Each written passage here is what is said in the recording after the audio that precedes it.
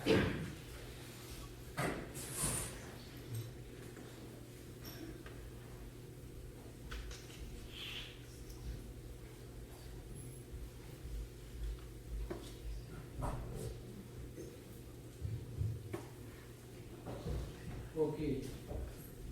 good afternoon.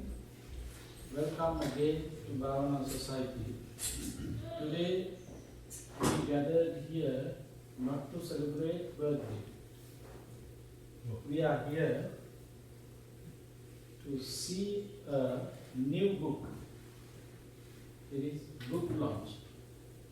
In the beginning, we start meritorious deeds to share merits with departed relatives, friends, family members, as well as our members. So, this is the way how we have to celebrate birthday. So, it is not my advice, it is the advice given by the Buddha.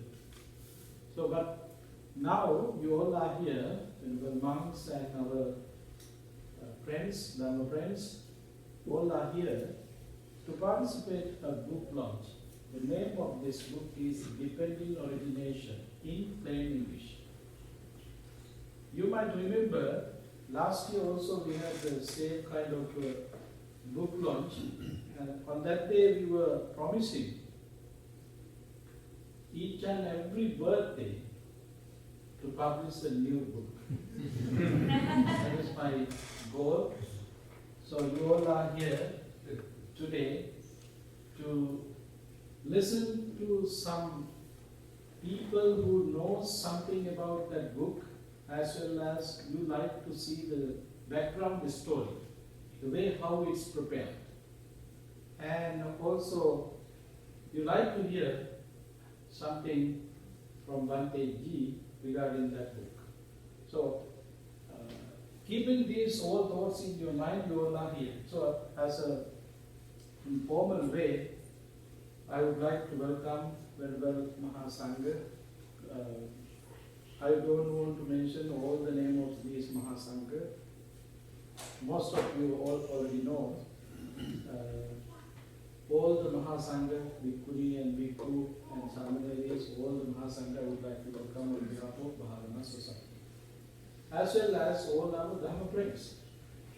Regularly, 100% who are here, Bhante Ji's students, who are following Bhante Ji's guidance, as well as who are joining with Bhante Ji's classes, and who are coming here to practice Dhamma. So, we would like to welcome you all. According to our agenda, we don't want to spend more than 1 hour. We are planning to end this session, this event within 1 hour, because I know a lot of who are here today coming from different cities, and you know the people who prepared lunch today, they came from all the way from New Jersey. It is kind of tradition for them. They started this tradition, they are continuing this tradition. They like to come to Bhante Ji's birthday to perform this meritorious deed, to cook food and to share with others. So having that devoutful thoughts, I don't know how they do these things, because last days, yesterday, they did work in their places and they came here around 10:30 p.m. or 11:30 p.m. Right away they start the procedure, then in the morning they offer dana. I don't know how they did that. I don't know whether they sleep last night or not, but we had delicious food in the morning as well as in lunchtime. So, and some other friends from Maryland, Virginia, and all other places. So we don't want to take much time, but we all like to hear the background story regarding this new publication. So, welcoming you all, I would like to invite to give a keynote speech. Douglas John Brown. He is one of long time Bhāvanā friends as well as Bhante. He was a former board member in long time. And Douglas had done some works with Bhante regarding his publications. Few years ago, you can see the books that published with Douglas, Why, What, How, and start here in these two books Bhante did with Douglas, and particularly listening to Bhante's talks. Douglas prepared these two books, and those books published same company, Wisdom Company, 3 years ago. So he has a lot of experience listening to Bhante as well as having formal and informal discussions with Bhante and using all these knowledge and experience. And last two weeks ago, he was here with another person to make a documentary productions, kind of documentary productions. And then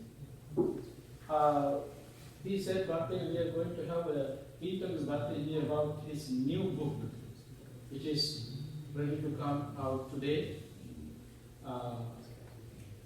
Depending Origination in plain English. So then I asked him, okay, now you have discussed with Bhante about this book, and already you started to do some kind of studies regarding this book, and you are making a documentary about that. So then why you are not becoming a keynote speaker in this gathering? So he said, do you believe about it? Can I do it? I said, why not? I have confidence. So then we both agreed. So then he is here today. I don't want to take much time. Douglas, this is your time. Please come.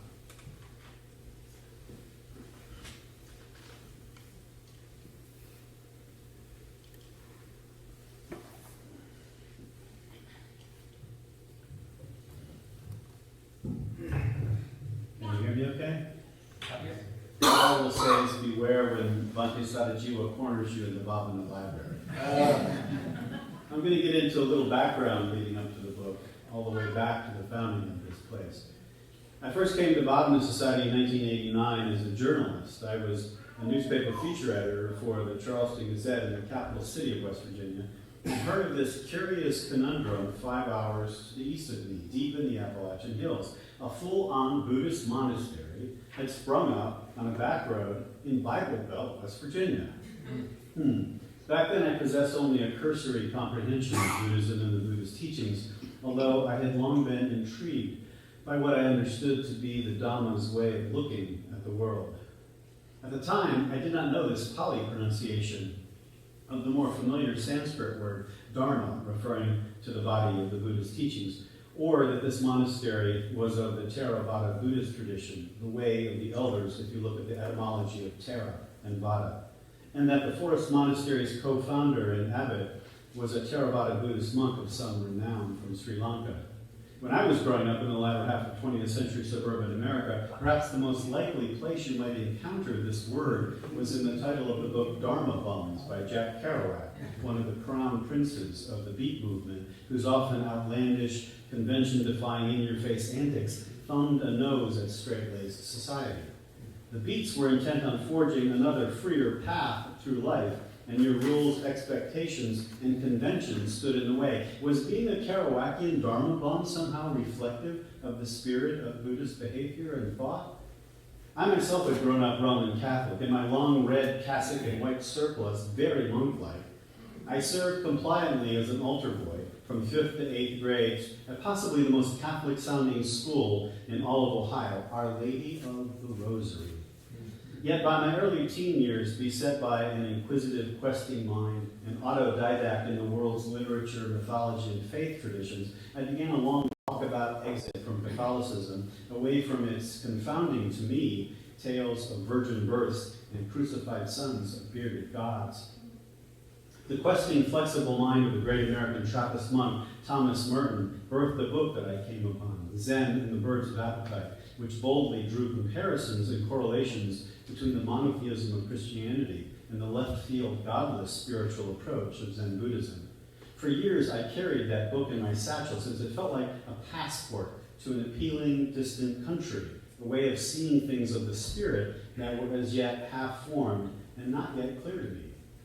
So that was sort of my state of mind and experience when I first showed up in late October 1989 at age 32 with a photographer in tow for a weekend of interviews and poking around this new, intriguing place. Co-founded in 1985 by Bhante and Matthew Flickstein, Bhāvanā had only just opened its doors to the public earlier that year of my initial visit. There were 4 monks in residence: Bhante Bhante Yogavacho Rahula, Bhante Ananta Bodhi, and Bhante Soma, a 35-year-old Canadian ordained by Bhante in July of that year, the abbot's first ordination of a bhikkhu, or male monk.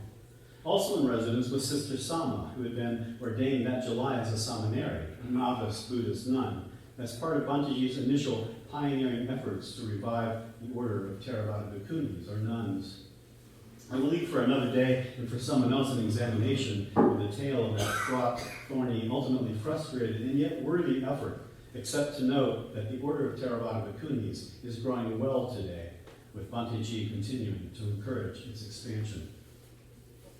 The ordinations, the study of the Buddhist teachings in both English and Pali, and the full-throttle construction spoke to Bhanteji's ambitions for the Bhāvanā society in the world. Monks banged hammers and framed walls, long power cords snaked to chainsaws used to clear space in the Appalachian woods for new kutis or cabins, popping up on the property like mushrooms after a rain. Bhanteji was age 62 upon our first interview, which is worth noting. After all, by age 60, many layfolk are contemplating which easy chair to collapse into so as to watch the world pass by as they look forward to blissful retirement. Of course, the mission of the Bhāvanā Society is a different sort of bliss, a more lasting kind. Here's how I describe this place in the story about this new forest monastery that I wrote upon returning home in 1989. Under Bhante Gunaratana's direction, the monks study the Buddhist teachings and the Pali language, along with frequent sessions of vipassana or insight meditation. They meditate not to tune out reality, a common Western stereotype. Their aim is to face the ever-changing nature of reality itself, which Buddhists believe is entirely dependent upon the mind. The philosopher Descartes once wrote, "I think, therefore I am." A Buddhist might say, "The way I think is the way I am." It's no small matter the word that Bhanteji chose to christen this new frontier in Western Buddhism, here at the foot of Great North Mountain, along the eastern front of the Allegheny mountain range. The barest bones definition of Bhāvanā signifies mental development. Yet, in preparing to write something for his 96th birthday celebration, I texted Bhanteji, asking him for his current favorite explication of this nuanced Pali word. Here's what he texted back. Being the thoroughly modern Macintosh and Apple-centric monk that he is, even while being one of the great early Buddhist text teachers in the world today. The meaning of Bhāvanā, Bhanteji texted, is the cultivation of mind for the realization of the true nature of everything. Now, if you think about it, that definition is as good a shorthand as anything for what has been going on in this Back Hills Monastery and Retreat Center for nigh on 40 years, an ongoing and significant turning of the wheel of Dhamma, all kicked into gear by an abbot now marking his 96th year on this day. In the intervening years from my first visit until this moment, Bhanteji has been a little busy. He has crisscrossed the world teaching. He has inspired, instructed, and guided thousands upon thousands upon thousands of lay people, monks, and nuns, in beginning, in developing, and in deepening their spiritual practice. And he has written a few books. Well, he has written a lot of books. His first widely distributed one, the now classic Mindfulness in Plain English, has been translated into more than 30 languages. I encourage you to check out the Bhāvanā Library shelves, organized by Judy Larson, to see a host of Bhanteji's books in at least 30 languages other than English. And on this day, courtesy of his publisher Wisdom, we celebrate the delivery of some advanced copies of a book to be released in 2024 on dependent origination, one of the Buddha's most significant yet perhaps least understood or discussed of his teachings, at least in the world of popular Buddhist discourse. Which is why this book is so important, written by the perfect interlocutor to lift up a conversation about this consequential teaching. As for myself, as a founding member of the stumble-bum setback and pratfall school of lay Buddhism, I will not attempt in my own words to sketch dependent origination. Instead, I defer to Bhanteji's acuity and keenness of thought. Here are some excerpts from the new book co-produced with Venerable Ziegler. Dependent origination is like a domino effect. Everything gradually falls when one link topples. It starts with ignorance, and so with the dissolution of ignorance, all the steps of dependent origination leading to sorrow, lamentation, pain, grief, and despair disappear as well. Therefore, understanding ignorance and how to end it irreversibly is the way to live a life free from suffering. Nothing happens in isolation. When this arises, this arises. But being gripped by ignorance, we are not able to see this, and therefore ignorance is not knowing dependent origination. We generate our joy and our misery by the way we think. Here again we find the explicit manifestation of the dependent origination formula in our daily lives. If we are not skillful enough, our mind can make us believe that we are something we are not. Ignorance is very good at deceiving us that way. And if it is powerful enough, we will not know that we are being deceived, making it even more difficult for us to escape from this deception. It is possible to spend our entire life deluded by our own mental formations. Good intention by itself is not enough. It must also be accompanied with wisdom. These intricacies demand our full mindful attention in order for us to maintain a wholesome state of mind and act skillfully. Whatever prevents us from cleansing, freeing, and fully liberating our minds must be avoided at all costs. Suffering does not arise independently. It arises based on certain conditions. And when those conditions are eliminated, it ceases. This, in short, is the teaching of dependent origination, and it leads to the complete elimination of ignorance, the cause of suffering.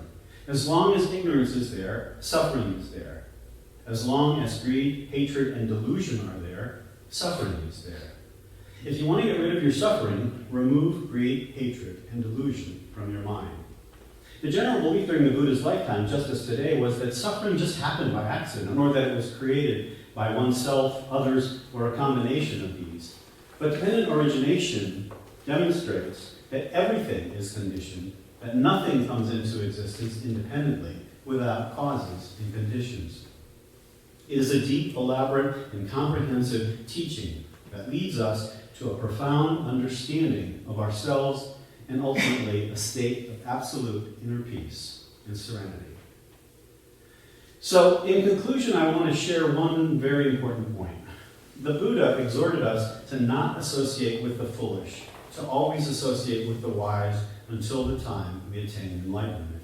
So it is a good thing indeed to be in this good place and to share the benefits on the occasion of Bhanteji's 96th birthday of associating with his good and wise company.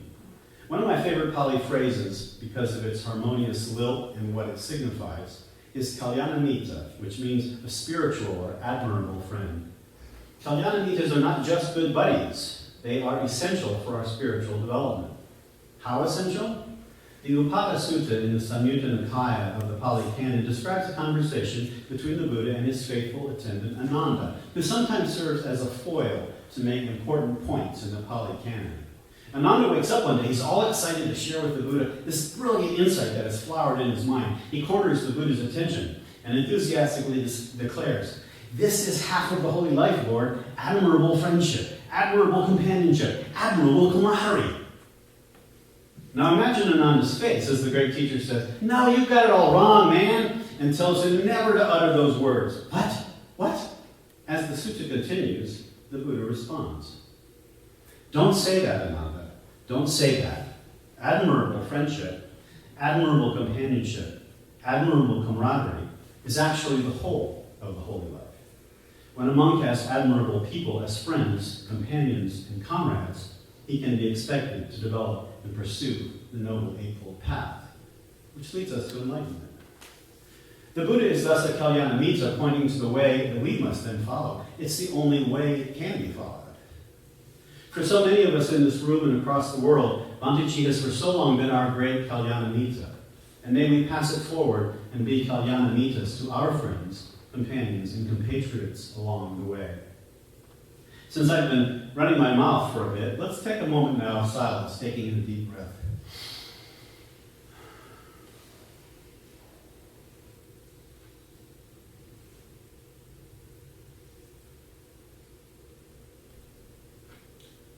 Here then is a final reminder, one you will hear from Bhanteji's lips when he concludes, as he did this morning, morning meditations in this very room. There is no concentration without wisdom, no wisdom without concentration. One who has both wisdom and concentration is close to peace and emancipation. And so let us dedicate our efforts this day and throughout however many days we have left to us in this life to emulate the example of the life of Bhante Henepola Gunaratana Maha Thera, to work for our own liberation and the liberation of all beings. I conclude with an excerpt of a loving friendliness meditation you may also hear coming from Bhanteji's lips. May the fear-struck be free from fear. May the grieving be free from grief. May the suffering be free from suffering. So too may all beings be. From the highest realms of existence to the lowest, may all beings arisen in these realms, with form and without form, visible or invisible, born or coming to birth, be released from all suffering and attain to perfect peace. Sadhu, sadhu, sadhu.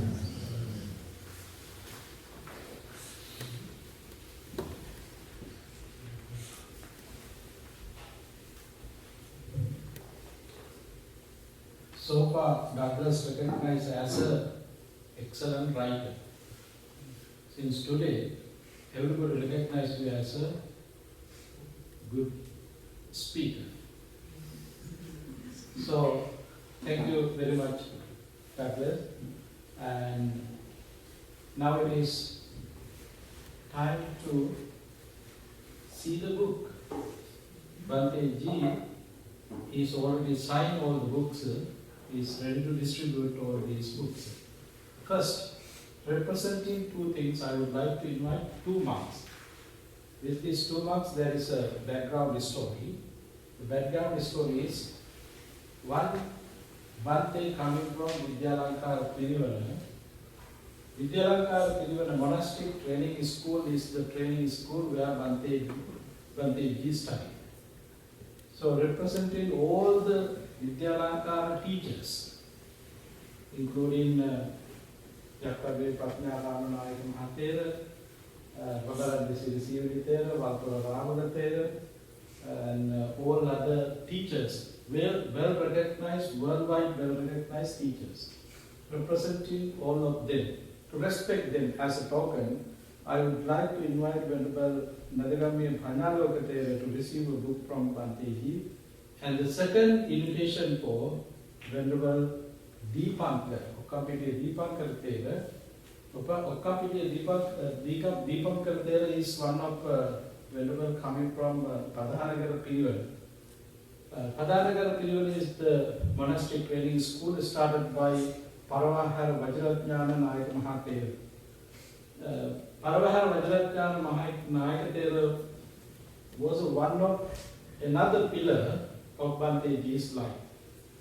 Paravahara Nayaka Hamuguru was the person who established missionary training school in Sri Lanka. So Bhante Ji studied under the guidance of Paravahara Vajratjnana Nayaka Thera. Representing that tradition, I would like to invite Deepankar Thera to receive a book from Bhante Ji.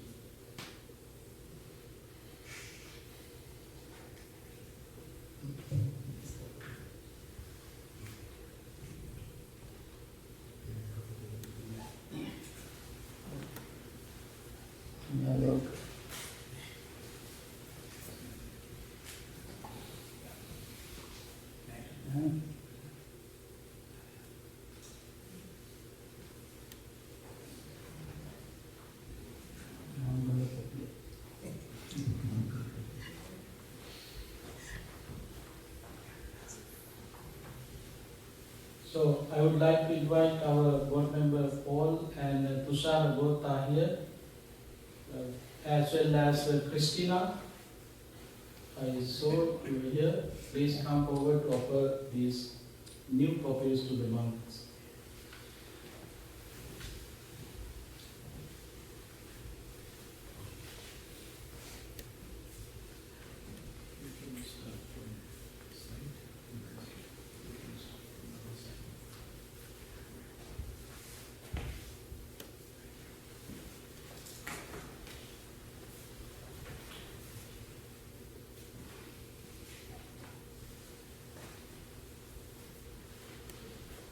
You start from here.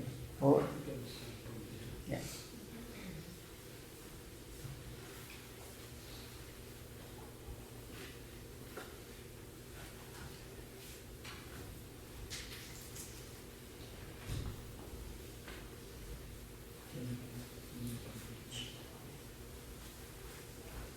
So I would like to invite some other friends from a book, their copy from Bhante ji. So I would like to invite Upali Nayaka, please come forward. And representing Sri Lankan Embassy, Defense Attaché Brigadier Chabindra Liyanage, I would like to invite, please receive a copy on behalf of the Embassy in Sri Lanka. Also, I would like to invite our friends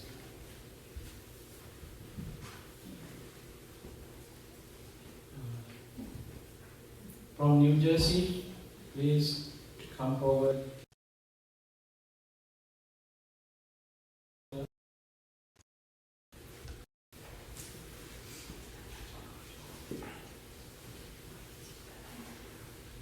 I would like to invite our librarian, Judy. Please receive your copy from Bhante ji.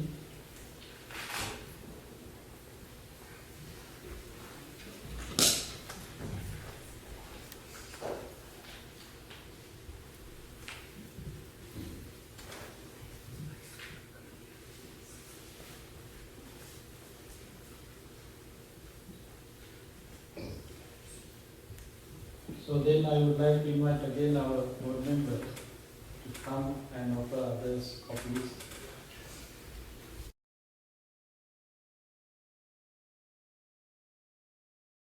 So you are not able to take one copy from Bhante ji, it doesn't matter, Bhante ji's signature is there.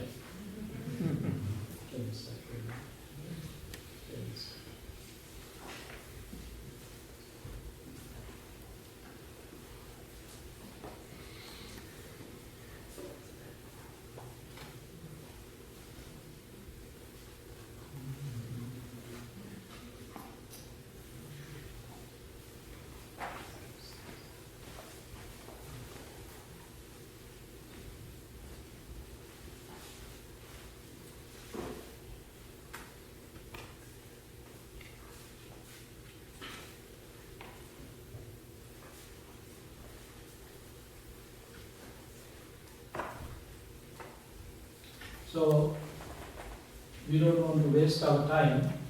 Now we would like to invite our venerable friends as well as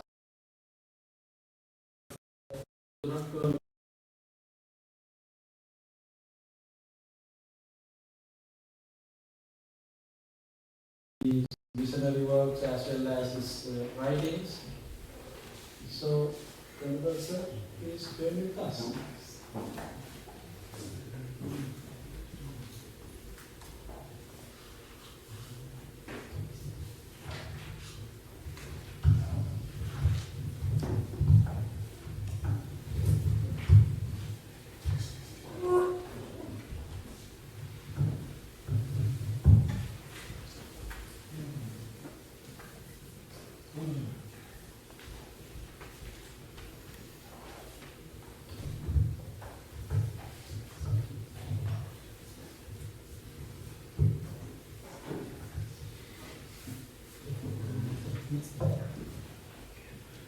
My reverential greeting to Bhante ji and most venerable members of the Maha Sangha and all the other friends in the Dhamma. And thank you very much. I'm deeply honored to have this brief opportunity to express my gratitude and express my ideas about Bhante's mission in the US. Today, on this day, especially when this new book is released, I would like to briefly reflect Bhante's mission in forming what we call American Buddhism. American Buddhism is still in the making. It is not fully fledged yet because it takes a few centuries for any country or any civilization to have a real synergy with the deep teachings of the Buddha and its cultural background. For example, China received Buddhism in 2nd century, but it took about 400 years for China to form Chinese Buddhism with the essential Buddhist teaching at the same time its cultural expression. So when we think about American Buddhism, it is still in the making, and I see the books written by Bhante, starting with Mindfulness in Plain English and all other books, are actually very important part of making the American Buddhism. When we think about the history of American Buddhism, we find few key waves of American Buddhism. As you know that in the US we start to talk about Buddhism for the first time in the middle of 19th century, when many Chinese immigrants came to the US, particularly the West Coast, during the time of gold rush. So when many Chinese immigrants came here, and they were traditionally Buddhist, and they started their own place of worship, and so that was the first time, through the history, that there was some presence of Buddhism in the US. But towards the end of 19th century, again we find Japanese migrants arrive here, and then they also started their own Buddhist temples. So those are mainly Buddhism of Asian migrants. So that was the first, waves of Buddhism to the US. But later, slowly, the people in this country also start to learn and experience Buddhist culture and Buddhism. But what we can see a big wave, another big wave of Buddhist, the awareness of Buddhism in 1950s, when people start to talk about Zen. About in 1950s, with the influence of teachers like D.T. Suzuki, people start to talk about Zen, and there are many Zen centers popping up, and that was one thing. And then, if you think about a little bit later, around 1970s, 70s is a very important period where we find a number of waves of Buddhism coming to the US. One is the Tibetan Buddhism, mainly with the arrival of prominent teachers like Chogyan Trungpa and many other Tibetan teachers, and they started to educate about Vajrayana form of Buddhism. And also at the same time, we also find with the change of immigration rule in 1965, there are a lot of other Asian professionals arriving in the US, and then and some of them were Buddhist, and they were also starting Buddhist temples, but ethnically based. And then at the same time, in 1976, we find the starting of the first Thera or Vipassana meditation center in Massachusetts, the Insight Meditation Society, IMS, by Joseph Goldstein and Jack Cornfield and Sharon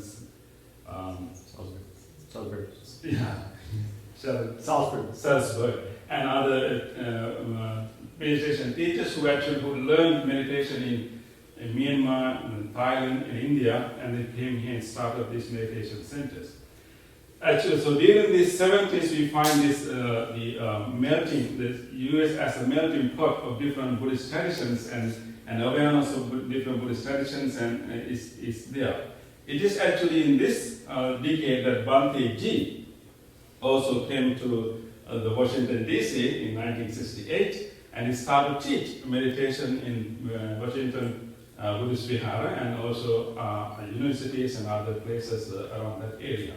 So 70s is an interesting period for people to get to know a little bit more deeper about Buddhism. And then when it comes to 1980s, to 1990s, we find another interesting wave of American Buddhism that is mainly many popular people, particularly celebrities, embracing Buddhism and act like and claiming to be friends of Buddhism. So there are a lot of actors and actresses and singers and many popular celebrities coming out and talking about Buddhism and sometimes even teaching Buddhism, and you can call it Hollywood Buddhism. So that is in 90s. And then when we think about it in 2000s, actually we find another interesting wave of Buddhism, that is the wave of Buddhism that came with the mindfulness movement. And of course, Bhante's book on mindfulness in plain English, which was published originally in 1983, I think. 1991, yeah. And then, however, it is only in the 2000s that we find this new interest and new popularity of mindfulness. And then with the mindfulness movement, and many people came to know about Buddhism, and many teachers are rising. And then we find that movement. So when we think about all these different waves of Buddhism, starting from the 19th century all the way right now, we see different waves and moves, and then the US being the melting pot and the ground for various Buddhist traditions to come together and form this uniquely American Buddhism. There's one danger whenever Buddhism travels to other countries. It tries to adapt to its local culture. That is why in different Buddhist countries we have uniquely different Buddhist cultures. Because Buddhism does not try to establish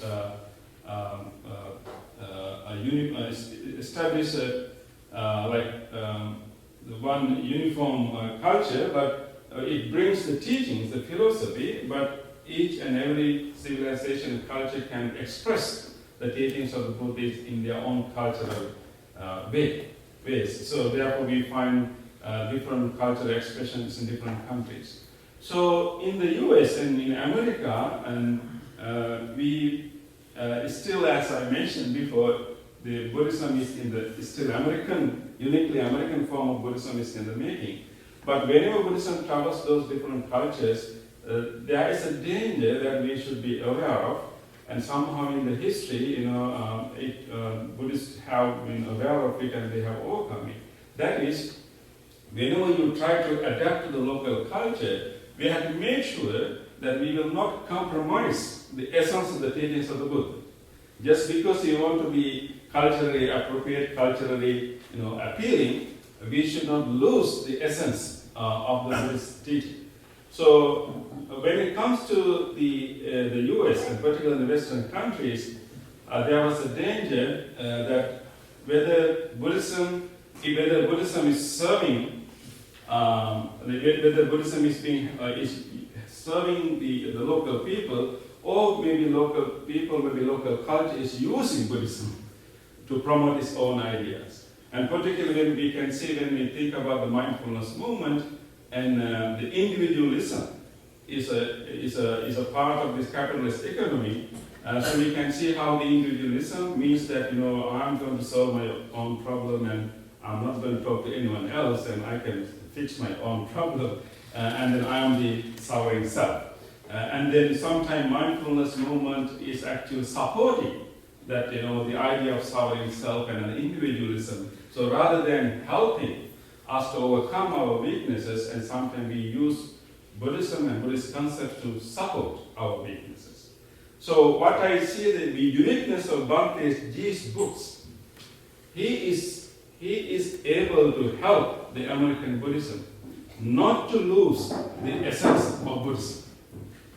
He started with the Mindfulness in Plain English book, and then quickly he produced the other book, what we call 8 mindfulness steps to happiness, showing that mindfulness alone cannot work.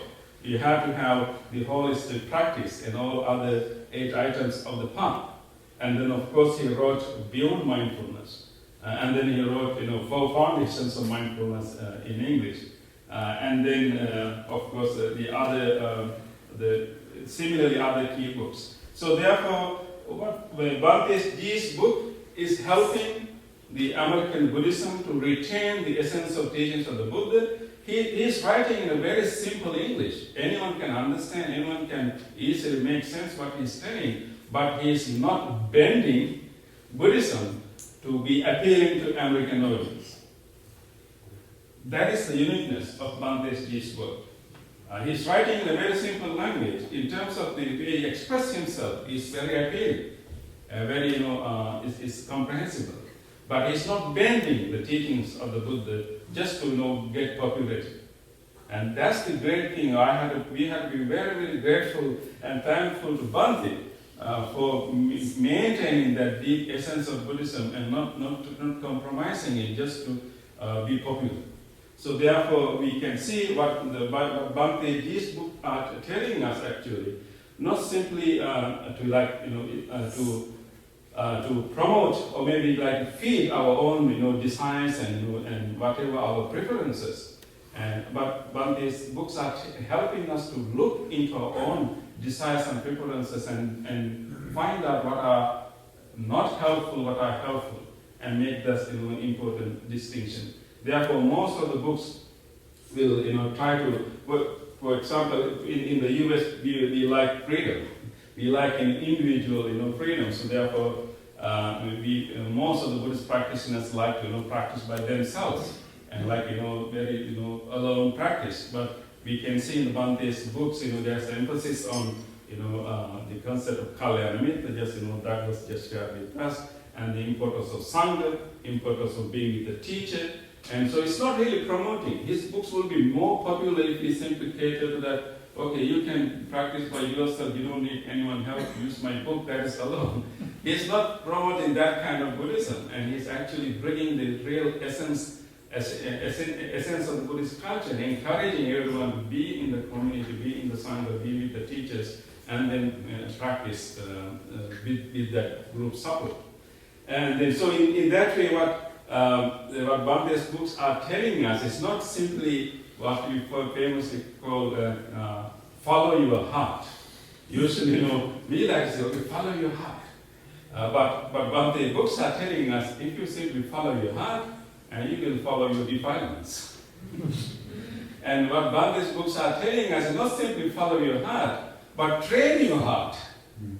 Train your heart, because heart alone is not necessarily, of course there's inherent goodness in us, but our heart is not simply always good. It is being conditioned by all this sankhara and all these habitual patterns. So it's not telling us to follow your heart.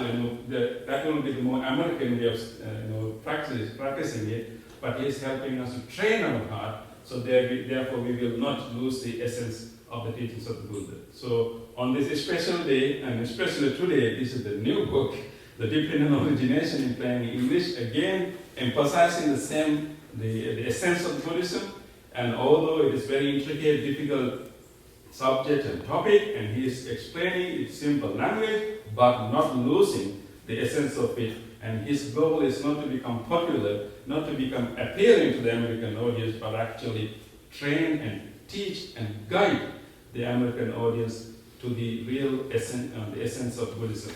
So therefore, I truly thankful and grateful to Bhante Ji for maintaining that deep essence of Buddhism, and at the same time being the best-selling author. So thank you very much, Bhante, for preserving this deep essence of Buddhism to us, and you are very important part of making the American Buddhism. So your books and your teachings will one day be remembered as the most important ingredients, important factor that make the American Buddhism the American Buddhism. Yes. Thank you.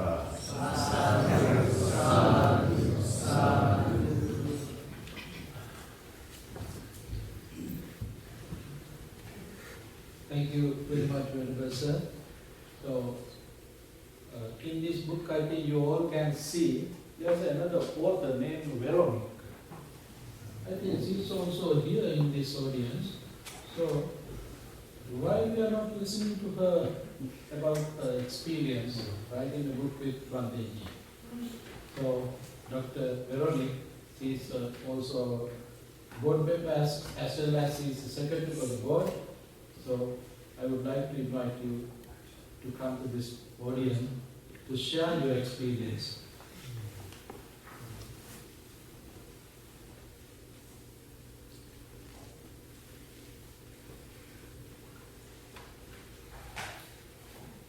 Venerable Mahasangha, dear friends, I'd like to tell you a little bit about how this book came about. And this all started, it was just before the pandemic. And at the time, we used to have Pali classes with Bhante on Saturday afternoon, and this was before we would broadcast over Zoom, this was in person. And Bhante had just started on the profound topic, dependent origination. And just before year end, we had just a couple classes just before year end on dependent origination. And Bhante called me and he said that he wanted to write a book on dependent origination. But he wanted these teachings to be really accessible to people, to be very relevant to their lives, to be really lively, to be written in a simple language that everybody could understand. And he told me the story of how the book Mindfulness in Plain English came about. And what he told me is that in the same way, for Mindfulness in Plain English, it started as a series of lectures that Bhante was giving on the topic of meditation and mindfulness. And some of the students in that class urged him to turn this into a book so that it could reach a wider audience of people.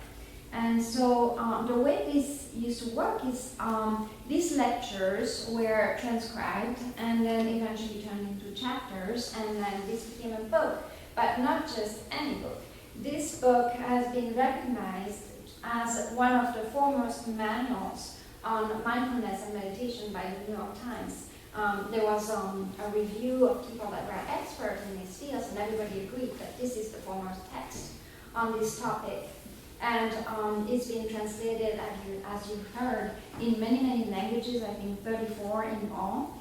And so this is a classic on the topic, and it was the first one in this Plain English series, and this one is also another book in this same series, the Plain English series.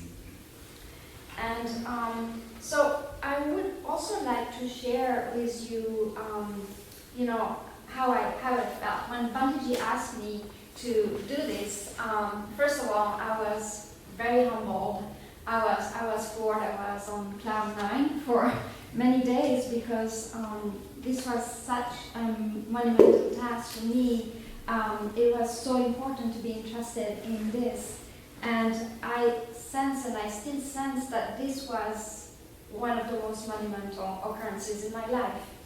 And I just want to spend just a few minutes just to share with you what I've learned doing this work. And I'm still learning this, by the way.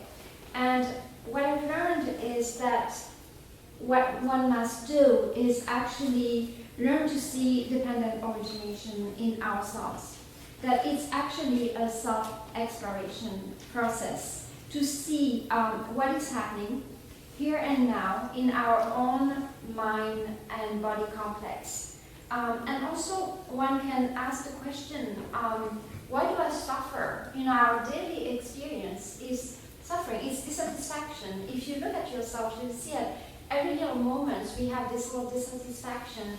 And I started looking at my own life in the light of these teachings on dependent origination, and starting to see what dependent means. Dependent just means that the arising of one thing depends on another.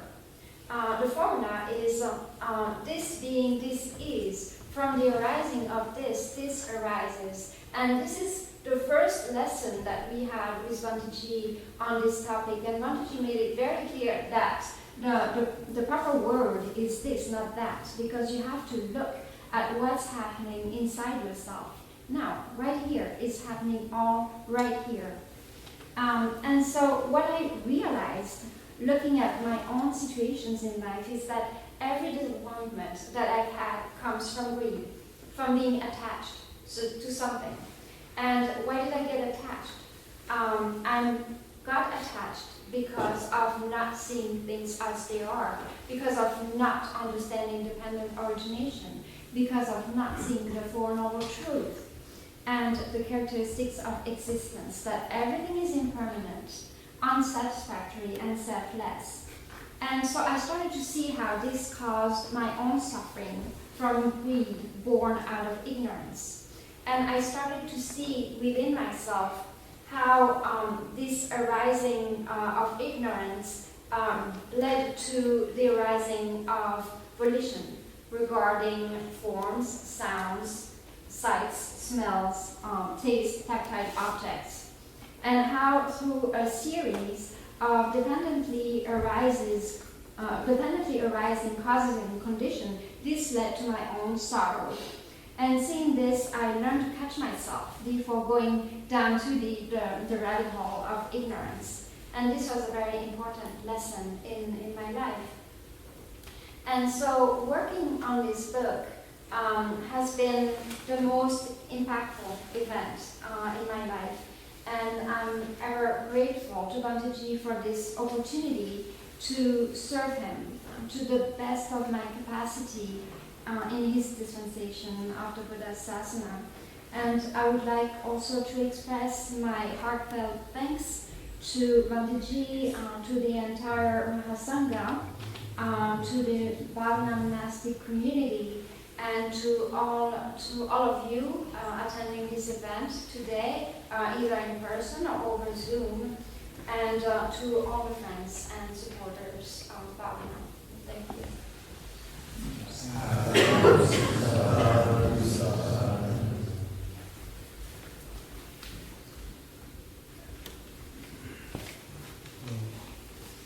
Thank you very much, Venerable. So, we have a guest all the way from Australia. So, there is a connection with that guest. That connection is, he was a former president of Vidyalankara Sabha, Vidyalankara Society, where Bhante graduated in monastic training school. So he's an executive member representing Vidyalankara Tiruvana and the tradition. I would like to invite Mr. Lalita Silva to take the opportunity to speak a few words.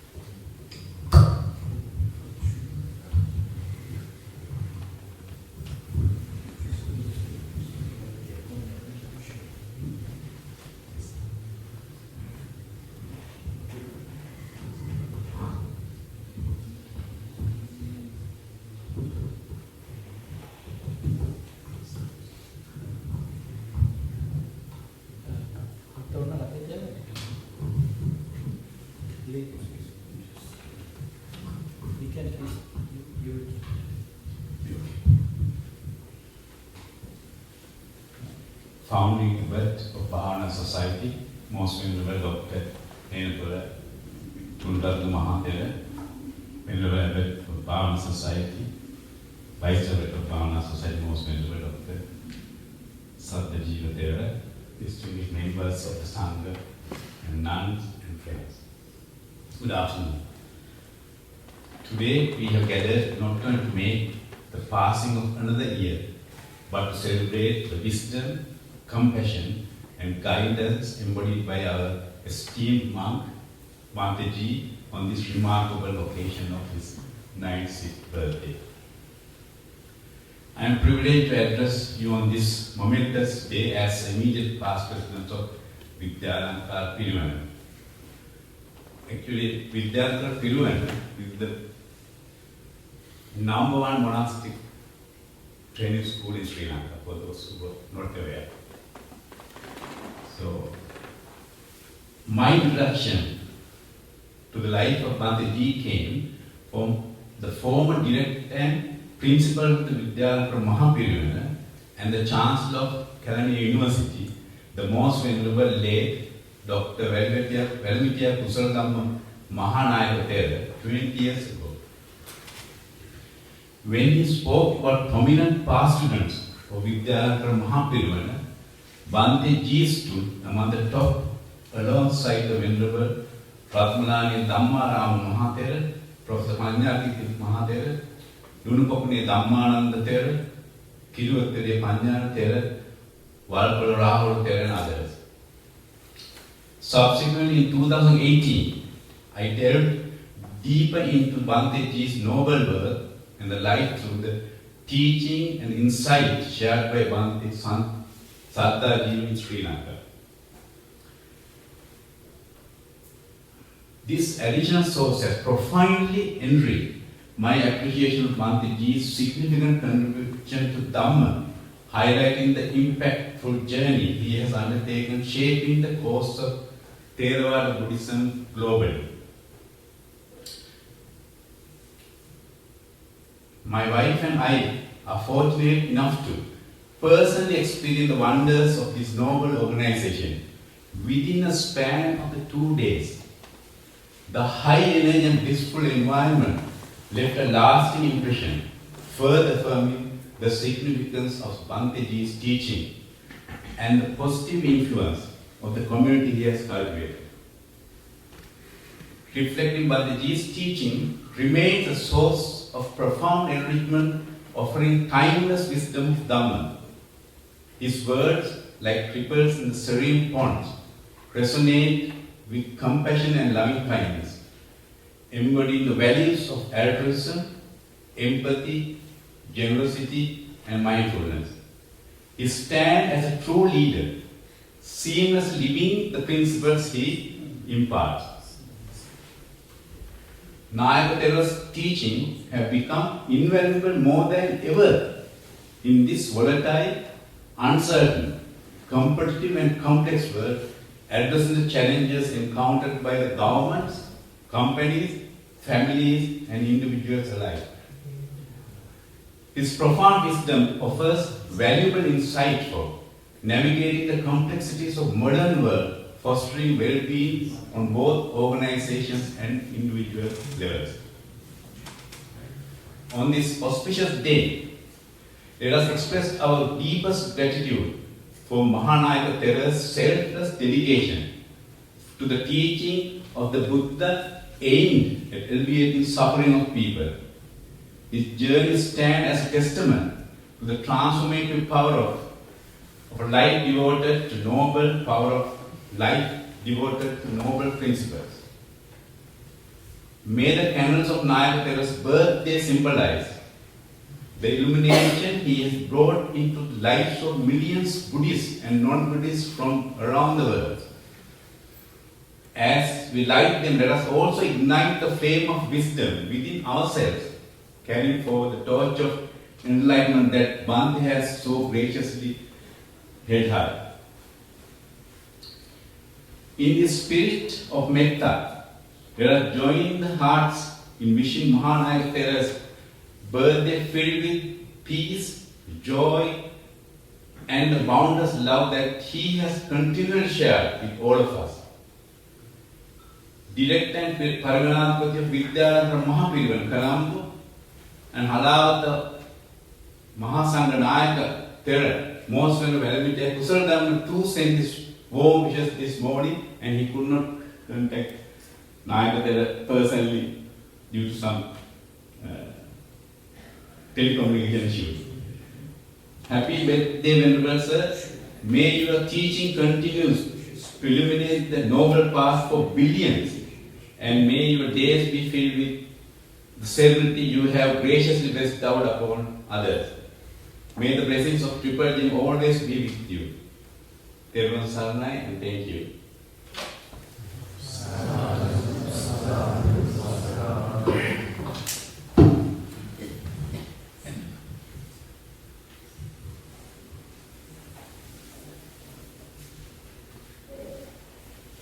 Thank you very much, Lalit Master. So now we got opportunity to listen to Bhante Ji. Without listening to Bhante Ji, how we can live from this meditation home? It's not happening. You're not supposed to do that. So let's listen to Bhante Ji on his 96th birthday. This is not something that you can experience in your life. Someone who is celebrating 96 years of birthday, giving a talk. Even in the morning we started with Bhante Ji's talk of the day. So let's see what he has to share with us today in this moment.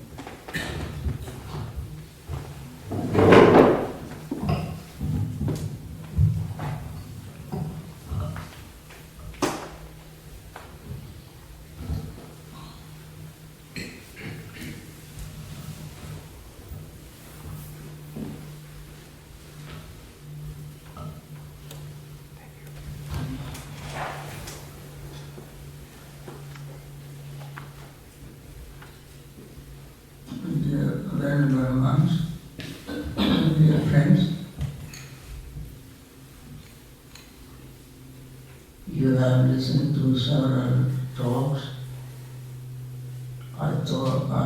I'm thinking that you might be very tired of listening to talks, and yet I have to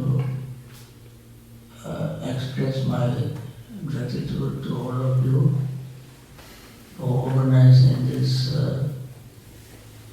book launching ceremony on my birthday.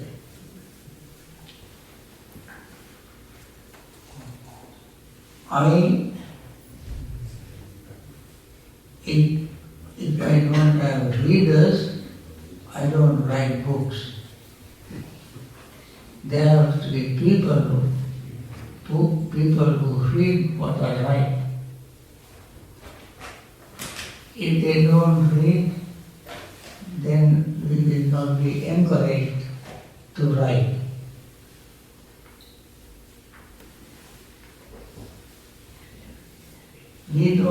I don't know very much, but I can see that there are people who teach me. I learn from people. I learn from teaching. As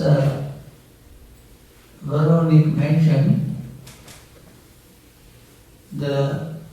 this book, as well as Mindfulness in Plain English, are my lectures.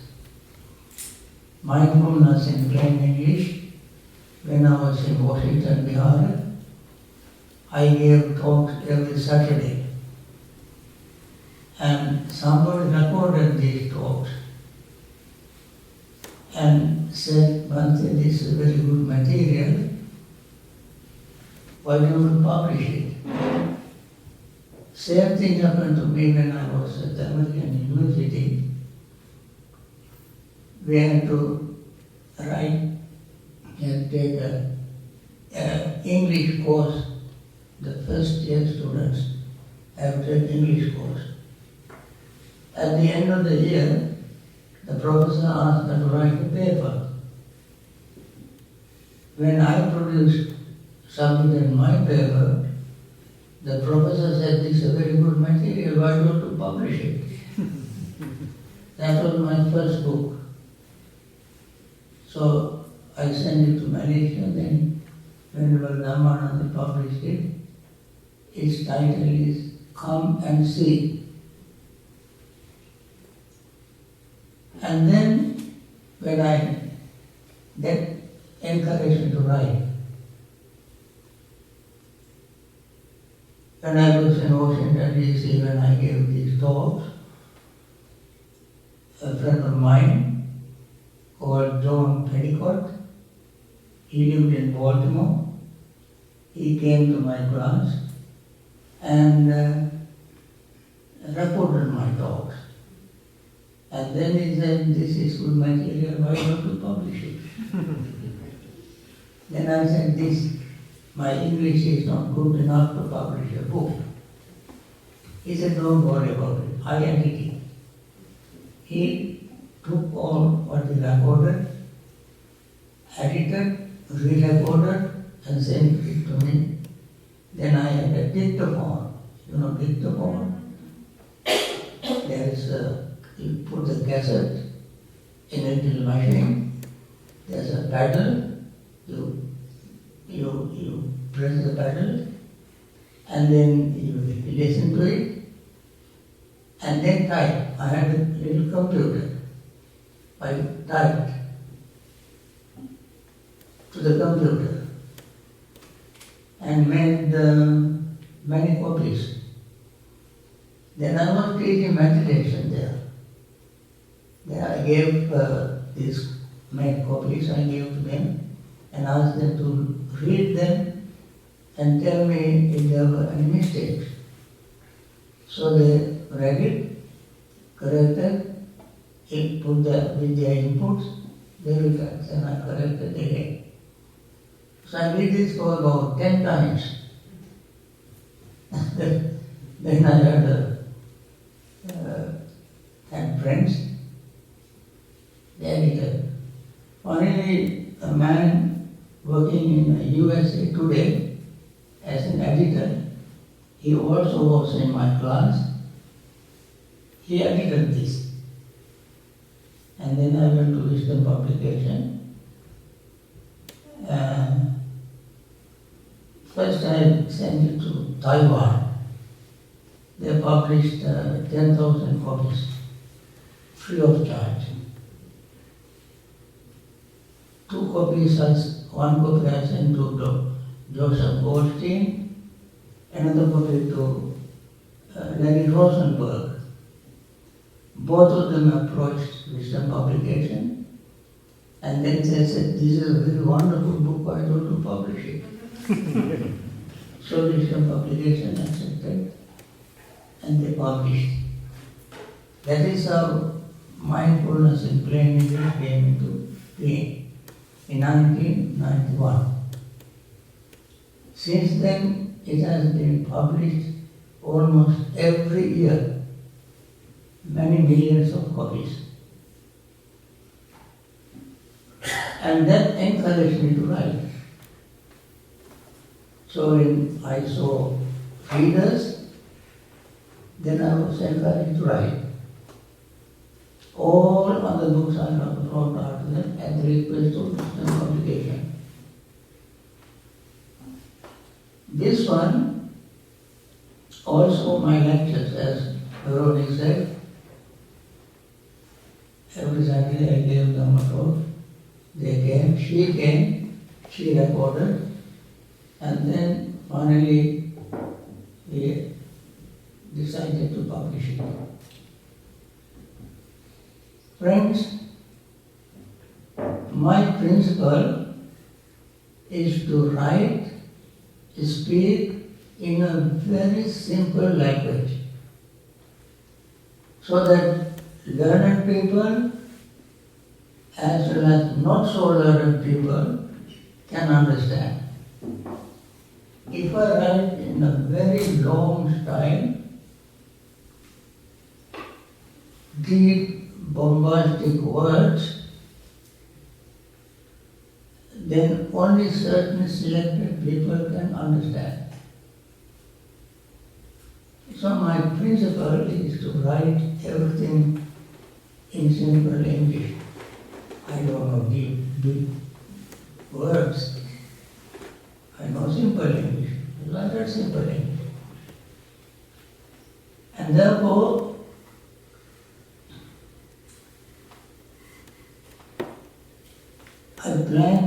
another book in simple English. If I can, as long as I can think and write and talk until I die, I like to write.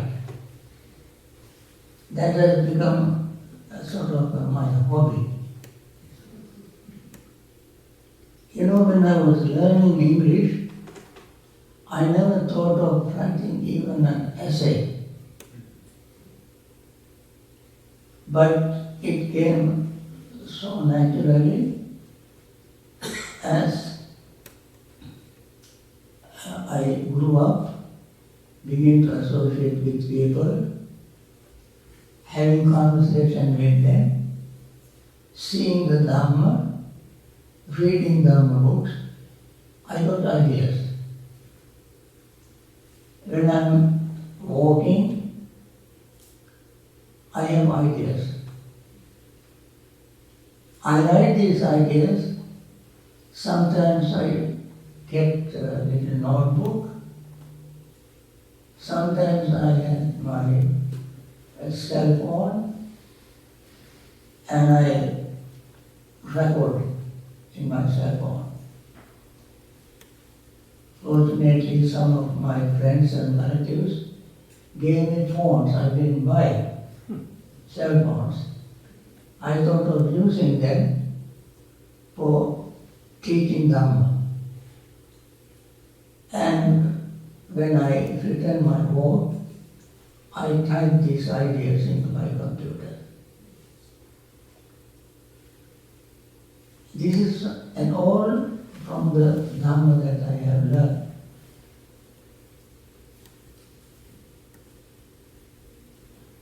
Buddha's teaching is so deep, so great. Even if billion people write books, still they cannot exhaust the teachings of the Buddha. So much is there to read, to learn. I don't know very much. I know only very tiny little drop of Buddha's teaching. And therefore I know from that how deep that teaching is. I like to share it with people. If I learn this and die without sharing, I think that will be a loss to people. And therefore, whatever little I know, I try to put it in writing.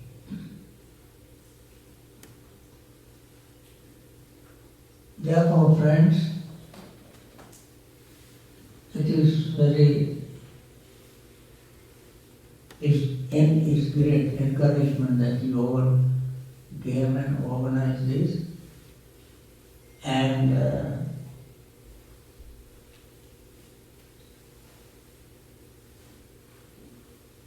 I wish you all read this book, and if you can send me your remarks, ideas, so that we can improve this book when we publish next time.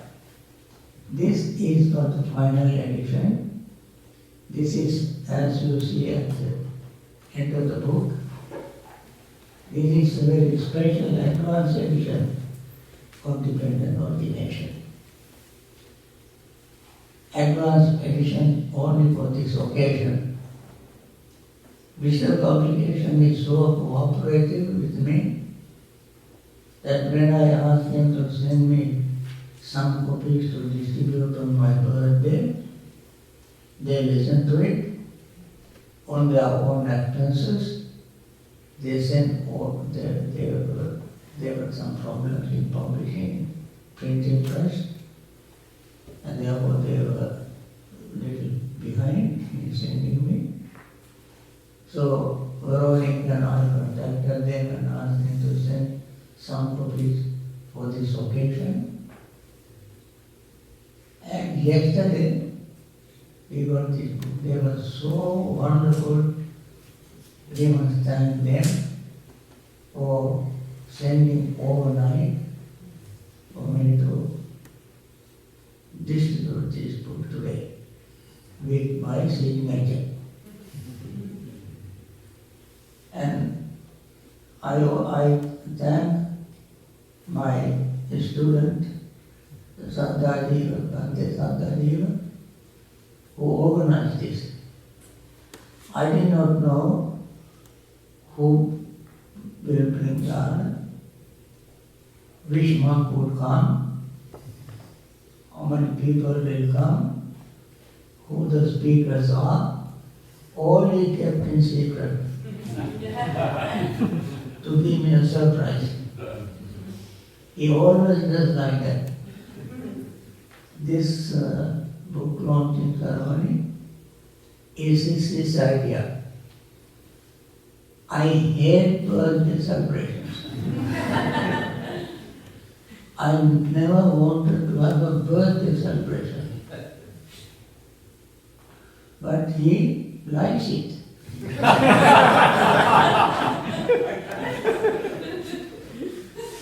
So he organized it. Instead of calling it birthday celebration, he gave a new title, Book Launching Ceremony. To make it a little palatable to me. And I thank you very much for coming and participating in this little ceremony. And I must thank all these wonderful monks. They came from far away places to show their friendship, their brotherhood, and give me their blessings. They came and gave me their blessings and give me their support. If I live, I'll write another book next year.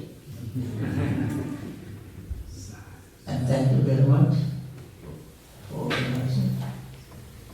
And all of the Venerable monks for attending this. You all coming and participating in this and giving me your blessings and your encouragement. Thank you very much.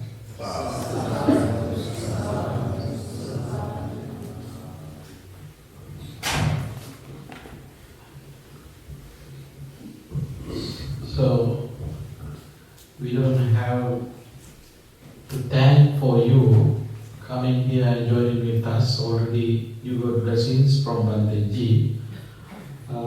Even though this is not a birthday celebration, as students, monks and all these friends monks are here to show their gratitude as well as to bless upon our great teacher. Today, it is a kind of a remarkable day. Few months ago actually, we got a letter from Sri Lanka.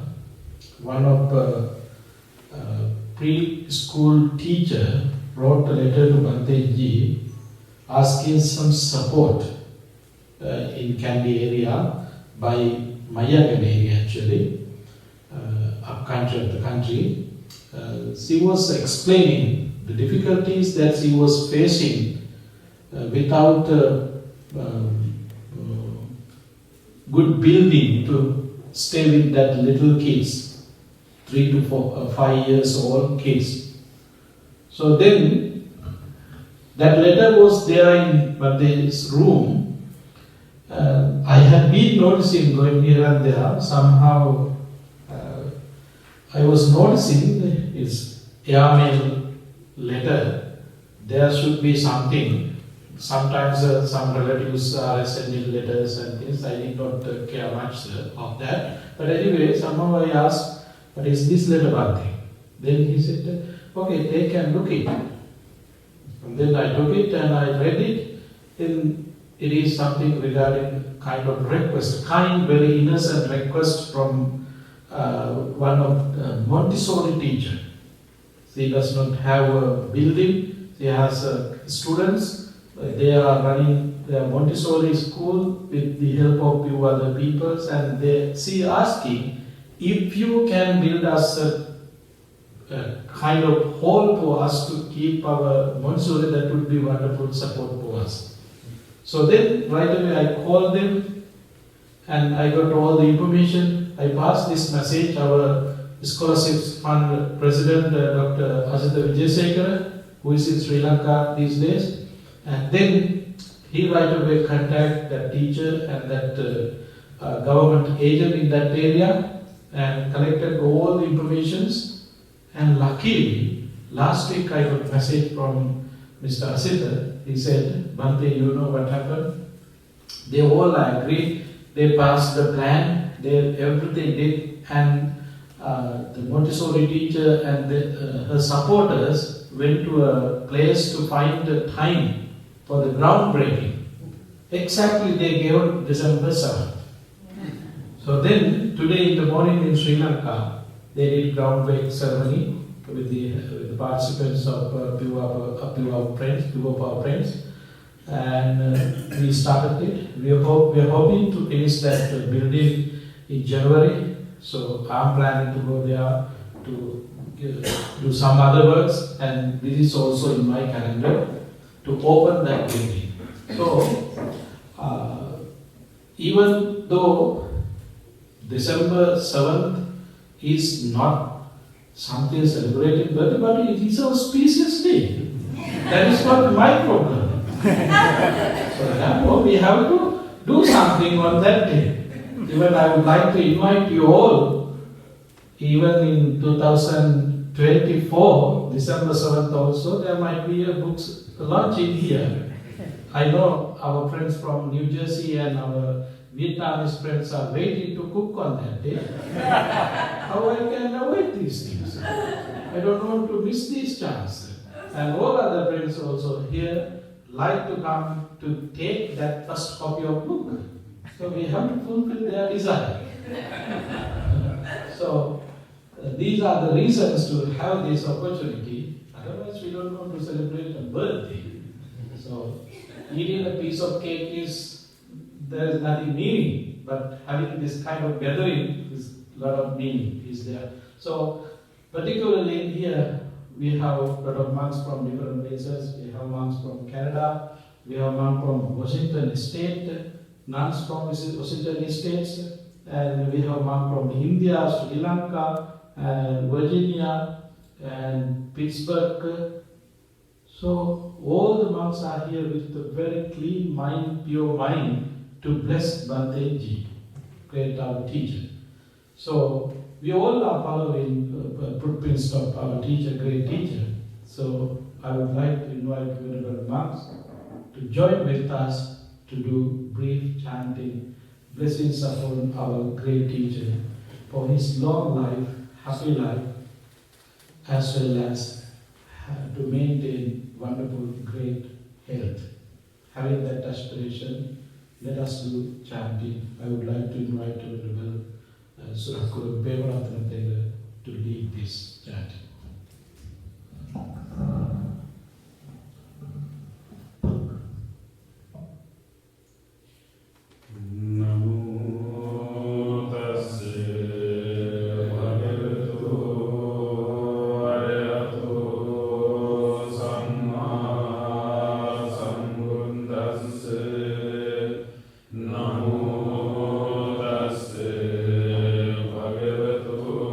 Bhagavatu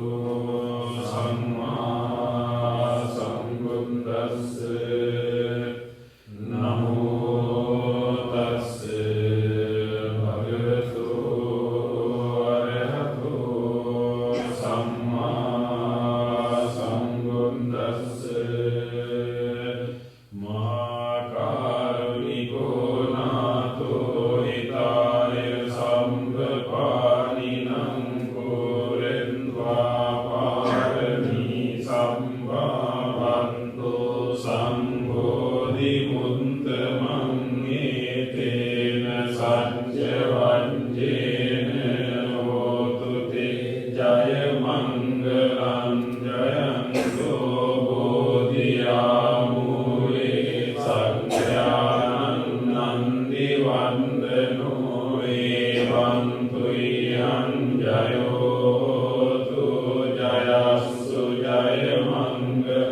Sankantva Buddharatanam Osadam Uttamang Varam Hitam Deva Manussanam Buddha Tejena Suntinanam Santu Pandava Sambedukka Upasamintu Te Sankantva Dhamma Sadam Uttamang Varam Parilagopasamanam Dhamma Tejena Suntinanam Sanghu Pandava Sambe Bhayagopasamintu Te Sankantva Sangaratanam Osadam Uttamang Varam Ahuniyam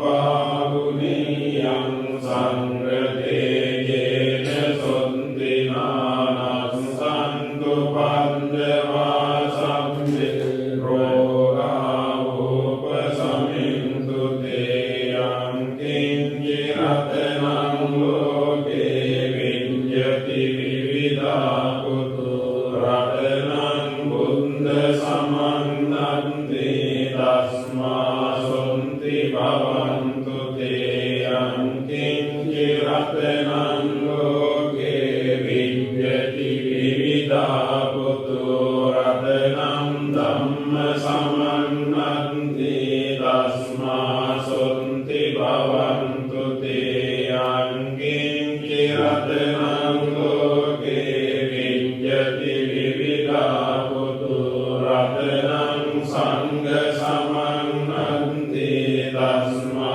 Sunti Bhavantu Te Nanti Me Saranam Anyam Buddho Me Saranam Varam Etena Sajja Vanjena Hotu Te Jaya Mangalam Nanti Me Saranam Anyam Dhammo Me Saranam Varam Etena Sajja Vanjena Hotu Te Jaya Mangalam Nanti Me Saranam Anyam Sangho Me Saranam Varam Etena Sajja Vanjena Hotu Te Jaya Mangalam Sambitiyo Vivajjantu Sambarogo Vinassatu Mate Bhavantantarayo Sukhi Dikayuko Bhavatu Sabba Mangalam Rakkantu Sabba Devata Sabba Buddhanubhavena Sada Sunti Bhavantu Te Bhavatu Sabba Mangalam Rakkantu Sabba Devata Sabba Dhammanubhavena Sada Sunti Bhavantu Te Bhavatu Sabba Mangalam Rakkantu Sabba Devata Sabba Sangha